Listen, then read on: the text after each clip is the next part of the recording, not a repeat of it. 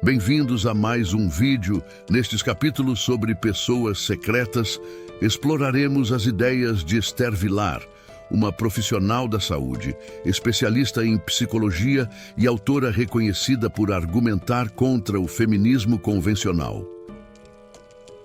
Segundo informações do Departamento de Trabalho dos Estados Unidos, as mulheres recebem salários inferiores aos homens em quase todas as áreas profissionais. Na verdade, as estatísticas laborais revelam que as mulheres ganham 82 centavos para cada dólar recebido por um homem. O que é pior, a pandemia atrasou a participação das mulheres na força de trabalho em mais de 30 anos, cerca de 56% no mesmo nível de 1987. A maioria das pessoas interpretará esses números como prova do patriarcado, uma sociedade dominada por homens, mas nossa convidada neste episódio argumenta o contrário. Na verdade, Esther Vilar afirma corajosamente que as sociedades ocidentais são matriarcas não declaradas, onde os homens são friamente explorados em resposta às estatísticas mencionadas anteriormente. Esther observou que essas estatísticas são truncadas e, por conseguinte, apresentaria os seguintes dados. Os homens são enviados para a linha de frente em situações de conflito, enquanto as mulheres não o são. Os homens se aposentam mais tarde do que as mulheres, apesar de sua expectativa de vida mais curta, o que deveria justificar uma aposentadoria mais precoce para eles. Os homens são condenados a penas de prisão mais longas do que as mulheres por crimes idênticos. Eles não têm controle sobre sua reprodução, enquanto as mulheres têm acesso à contracepção e ao aborto. Frequentemente, os homens fornecem suporte financeiro às mulheres, enquanto o suporte financeiro das mulheres aos homens é raro ou temporário.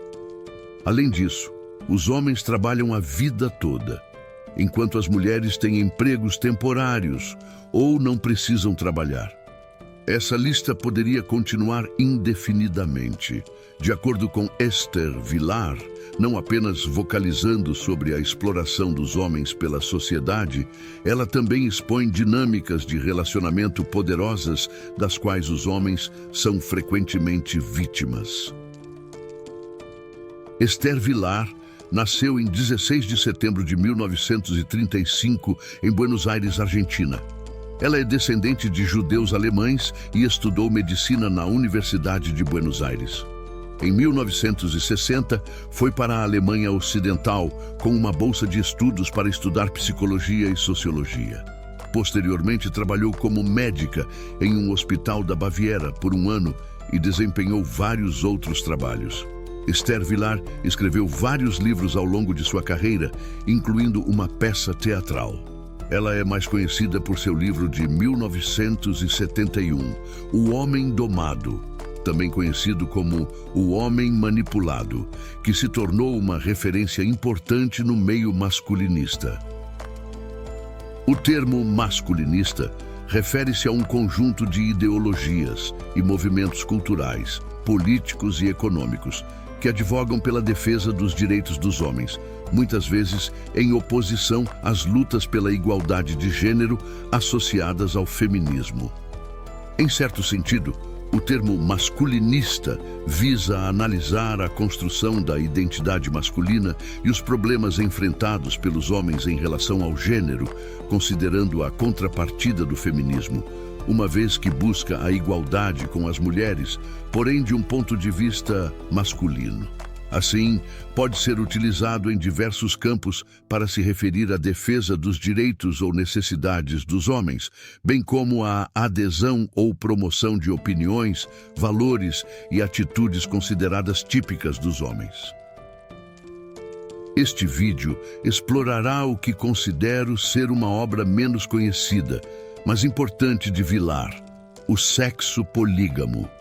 O livro apresenta 3 axiomas fundamentais sobre os instintos biológicos que impulsionam a vida humana. autopreservação, desejo sexual, reprodutivo e proteção, nutrição dos instintos jovens. Ao destacar que a autopreservação é antissocial, a obra foca nas forças mais poderosas no contexto social, desejo e instintos de proteção para com os dependentes.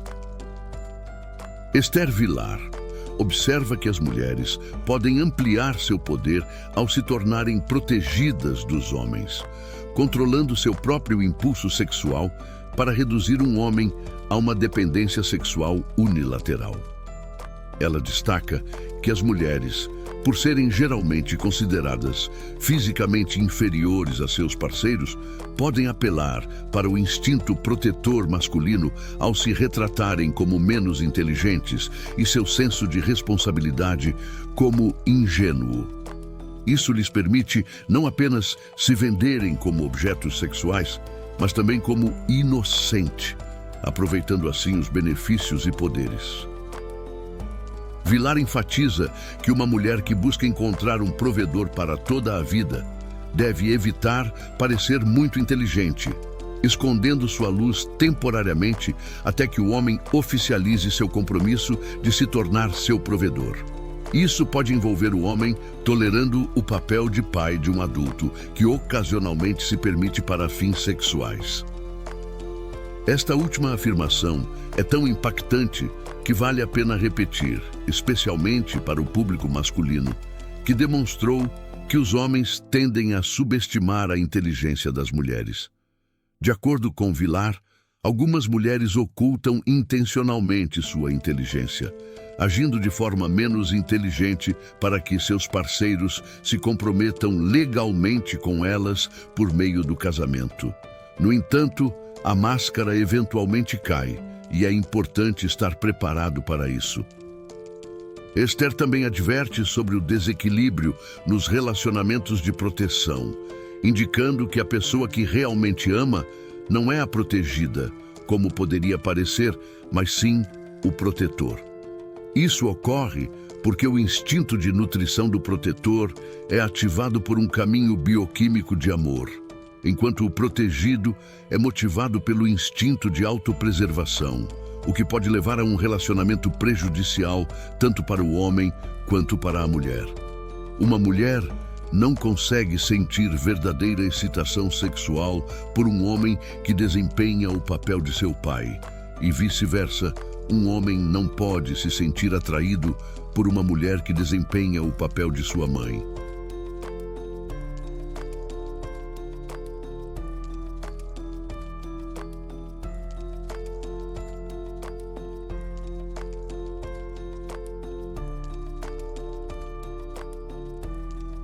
Portanto, a centelha se apagou e ambas as partes se perguntam o que levou a isso. Nas palavras de Esther, uma mulher com impulsos sexuais normais raramente enxerga um amante interessante no homem que escolheu por sua utilidade como provedor. Muitas mulheres até sentem uma repulsa positiva ao fazer sexo com o pai substituto. Elas assumem o papel de parceiro sexual apenas como uma isca para prender o homem em adotá-las e criar os filhos com elas. Uma vez alcançado esse objetivo, enfatizemos cada vez mais seus papéis como prodígios, o mais fácil de desenvolver e a linha de menor resistência. Posteriormente, tal mulher retornará ao papel de parceira sexual apenas em uma emergência, quando aparece um rival que ameaça tirar-lhe o provedor. Por exemplo, uma mãe já não precisa desempenhar o papel de prodígio. Seus filhos farão isso por ela de forma mais convincente do que ela mesma conseguiria. Seu pai continuará a observá-la em qualquer caso, pois ela é necessária para seus filhos. É comum ouvir o padrão de que amo minha esposa e meus filhos, como se fosse o mesmo tipo de amor. Para ele, porém, é o mesmo amor, o que é fascinante. Os danos que podemos deliberadamente causar uns aos outros são intrigantes.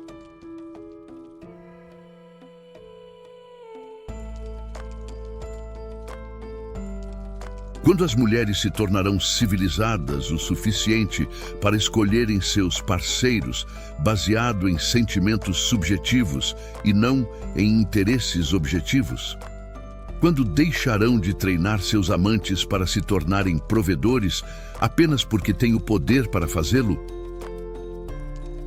Vamos agora adentrar nos trechos e nas palavras marcantes de Esther Vilar, enquanto refletimos sobre as complexidades e desafios que enfrentamos como seres humanos em uma sociedade em constante evolução. Preparem-se para uma experiência intelectualmente estimulante e provocadora.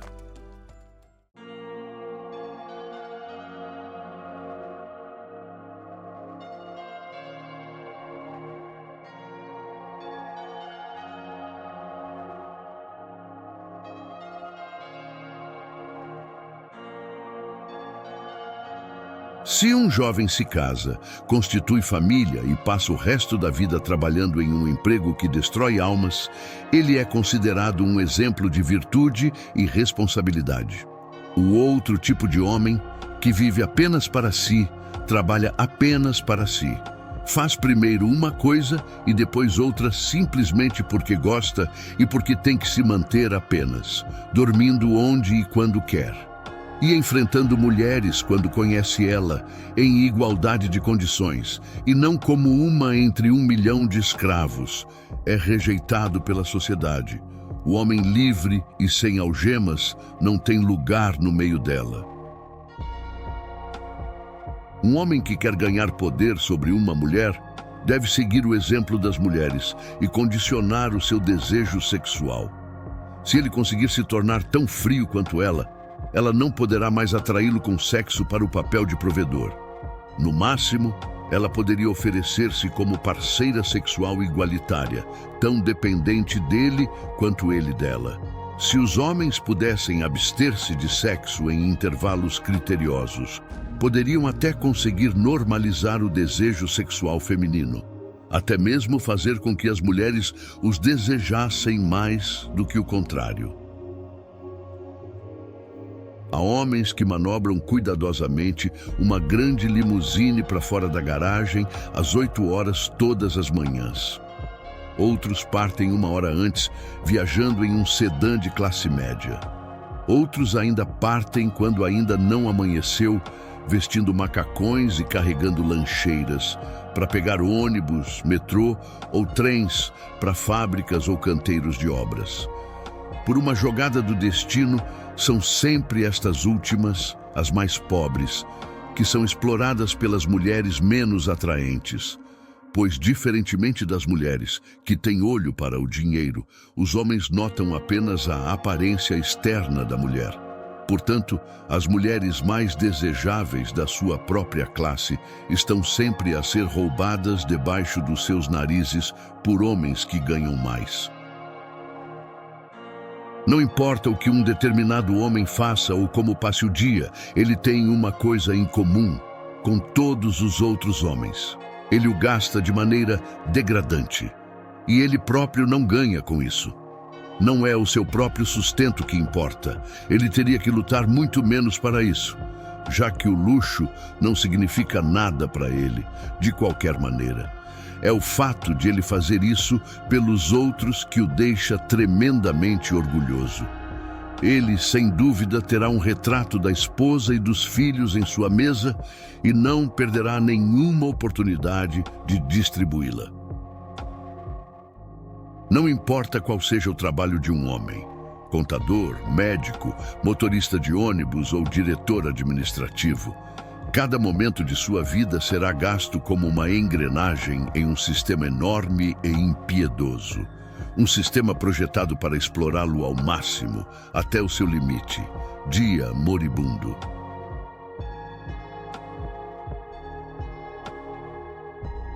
Há muito que deixamos de brincar com as brincadeiras da infância. Quando crianças, ficamos entediados rapidamente e mudamos de um jogo para outro. Um homem é como uma criança que está condenada a jogar o mesmo jogo pelo resto da vida. É incrível que os homens, cujo desejo de conhecimento é ilimitado em todos os outros campos, sejam totalmente cegos a estes fatos, que sejam incapazes de ver algumas mulheres como elas realmente são, com nada mais para oferecer a não ser uma vagina e 2 seios. Um homem que perdeu a capacidade de ganhar dinheiro fica automaticamente livre do seu fardo e deveria estar feliz com este final feliz. Mas a liberdade é a última coisa que ele deseja. E as mulheres preservaram esse look de bebê pelo maior tempo possível para que o mundo continuasse a acreditar na menina doce e querida que ela já foi. E ela confia no instinto protetor do homem para fazê-lo assumir cuidar dela. Tal como acontece com tudo o que uma mulher empreende por iniciativa própria, toda esta manobra é tão incrível quanto estúpida. É incrível, de fato, que tenha sucesso. Pareceria muita miopia encorajar tal ideal de beleza. Pois como pode uma mulher esperar mantê-lo além dos 25 anos? Apesar de todos os truques da indústria de cosméticos, apesar dos conselhos das revistas contra pensar ou rir, ambos tendem a criar rugas. Sua idade real inevitavelmente aparecerá no final. E o que diabos um homem pode fazer com um rosto adulto quando foi manipulado a considerar apenas garotas indefesas e atraentes como criaturas belas? O que um homem deve fazer com uma mulher quando as curvas suaves se transformaram em pneus flácidos de carne, a pele flácida e pálida, quando os tons infantis se tornaram estridentes e o riso soa como relincho? O que será dessa megera quando seu rosto não mais espiar suas inanidades incessantes e quando os gritos de e começarem a enlouquecê-lo? Esta criança mumificada nunca mais despertará a fantasia erótica de um homem. Alguém poderia pensar que seu poder finalmente foi quebrado. Mas não, ela ainda consegue fazer o que quer, e por 2 motivos. A primeira é óbvia: ela agora tem filhos que lhe permitem continuar fingindo desamparo. Quanto ao segundo, simplesmente não há mulheres jovens suficientes para todos. É seguro apostar que, se pudesse escolher, o homem trocaria a sua criança esposa adulta por um modelo mais jovem. Mas, como a proporção entre os sexos é aproximadamente igual, nem todos os homens podem ter uma mulher mais jovem. E como ele precisa ter algum tipo de esposa, ele prefere manter o que já possui. Isto é fácil de provar. Se puder escolher, um homem sempre escolherá uma mulher mais jovem. Mas mesmo que os homens quisessem ler a verdade sobre a sua condição, as mulheres ainda seriam o fator decisivo. Embora tanto os homens como as mulheres leiam, as mulheres são também as grandes consumidoras. Como as mulheres fazem a maior parte das compras, a maioria das campanhas publicitárias dirige-se direta ou indiretamente a elas. Dado que a maior parte dos jornais ocidentais são financiados em grande parte através da publicidade, não podem correr o risco de desagradar as mulheres pelo seu conteúdo editorial. No dia em que o fizerem, eles terão notícias de seus anunciantes em termos inequívocos. Os homens não teriam qualquer hipótese, mesmo que quisessem publicar opiniões independentes sobre as mulheres, de serem publicadas em qualquer meio de comunicação dirigido a ambos os sexos, como faz a grande maioria.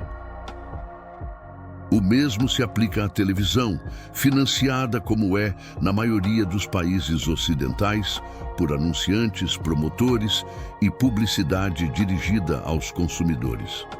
Também aqui o conteúdo editorial deve passar pela censura feminina.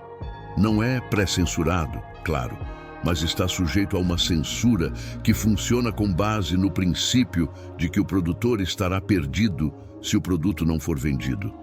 O produtor está, portanto, motivado a evitar a catástrofe, censurando-se a si mesmo. O poder feminino é a base de todas as outras estruturas de poder. Os sistemas de poder social, que não se baseiam diretamente no instinto, nunca poderão ser mais do que superestruturas.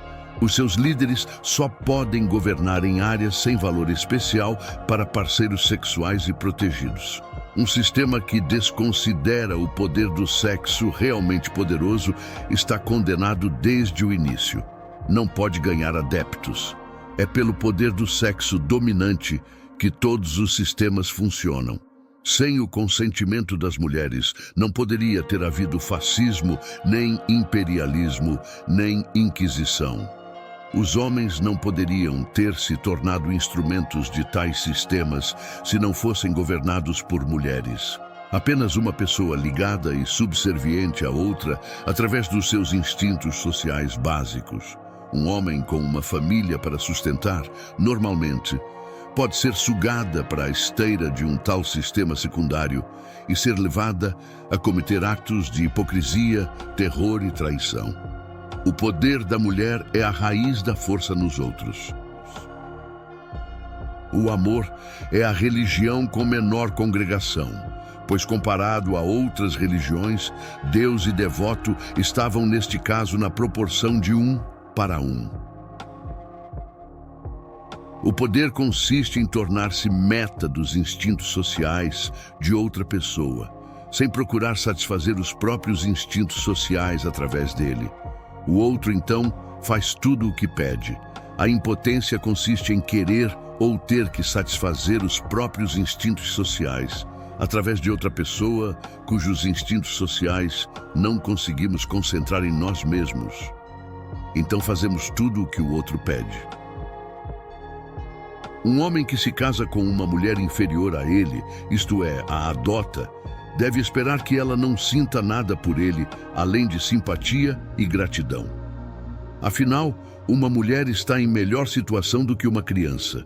Se necessário, ela poderá cuidar de si mesma, como qualquer homem. Mesmo assim, o fato de ela permitir que o marido pague todas as contas é uma concessão pessoal que pode ser revogada a qualquer momento. Ela tem direito, portanto, a grandes expectativas. Tudo o que for feito por ela deve ser de primeira. Caso contrário, ela poderá contratar outro protetor. Ou então, dependendo das circunstâncias, até decidir cuidar de si mesma. Comparado com o pai verdadeiro, o pai adotivo da esposa também não tem esperança de se tornar o protegido de seu pseudo-filho na velhice. O máximo que ele pode esperar é o estatuto de inadequado ou pseudo-protegido. Ou seja, se tiver sorte, poderá vir a desfrutar do amor altruísta da mulher, da sua caridade. Como resultado do amor, o homem é capaz de esconder seu auto-engano covarde atrás de uma cortina de fumaça de sentimento. Ele é capaz de se fazer acreditar que a sua escravização sem sentido à mulher e aos seus reféns é mais do que um ato de honra, tem um propósito mais elevado. Ele está inteiramente feliz em seu papel de escravo e alcançou a meta que há tanto desejava. Como a mulher não ganha nada além de uma vantagem após a outra com a situação atual, as coisas nunca mudarão. O sistema a obriga a ser corrupta, mas ninguém vai se preocupar com isso.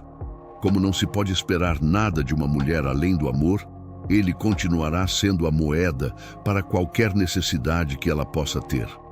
O homem, seu escravo, continuará a usar as suas energias apenas de acordo com o seu condicionamento e nunca em benefício próprio. Ele alcançará objetivos maiores. E quanto mais conseguir, mais as mulheres se afastarão dele. Quanto mais ele tentar cair nas boas graças dela, mais exigente ela se tornará. Quanto mais ele a deseja, menos ela o achará desejável. Quanto mais conforto ele proporcionar a ela, mais indolente, estúpida e desumana ela se tornará. E o homem se tornará mais solitário como resultado. Uma mulher sempre se casa na escala social. Um homem sempre se casa abaixo dele. Os médicos se casam com enfermeiras, enquanto as médicas se casam com os homens mais importantes em sua área. nunca com os auxiliares de hospital. Os executivos empresariais casam-se com as suas secretárias, enquanto as mulheres executivas permanecerão solteiras em vez de se casarem com um mero subordinado. As jovens profissionais raramente consideram que os homens que trabalham no mesmo nível que elas são bons o suficiente. Uma aeromoça espera se casar com um piloto ou empresário, nunca com um comissário de bordo ou garçom. As garotas chiques que atendem os clientes nas boutiques nem sonhariam em perder tempo com balconistas do sexo masculino. O homem com quem me casar deve ser capaz de cuidar de mim, é o slogan. Isso só pode significar que ele tem que ser maior, mais forte e mais inteligente do que ela, para que ela possa admirá-lo.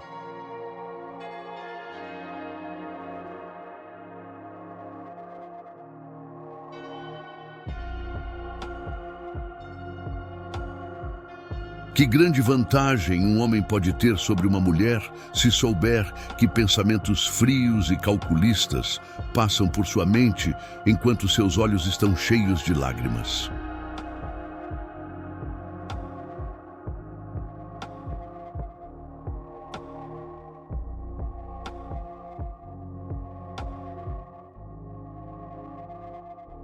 Esther Vilar tornou-se bastante popular por sua postura antifeminista.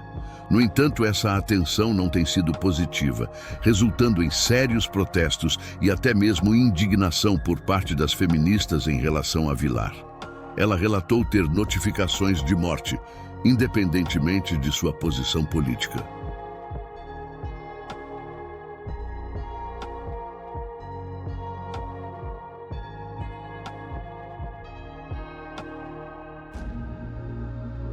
Acredito, sinceramente, que há um enorme benefício em ler o trabalho de Vilar. Ela oferece uma perspectiva totalmente diferente, o que é importante, pois sempre há dois lados da cerca. Sua escrita é psicologicamente avançada e, ao abrir sua mente para ela, você alcançará níveis de pensamento que talvez nem soubessem existir. Até a próxima!